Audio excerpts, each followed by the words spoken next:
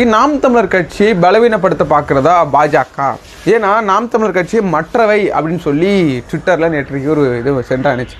ஏன் அந்த மற்றவை சொல்கிறீங்க? அந்த நாம் தமிழர் கட்சின்னு சொன்னால் என்ன? இப்போது அடையாளமே தெரியாத பாஜக 3வது இடத்துக்கும் அதிமுக உதவி தள்ளிட்டு 2வது இடத்துக்கும் வர்ற மாதிரி கருத்து கணிப்பெல்லாம் இங்கே வந்துக்கிட்டு இருக்கு. மக்கள் எப்போ பாஜகவை ஏற்றுக்கிட்டாங்க சொல்லுங்கள்?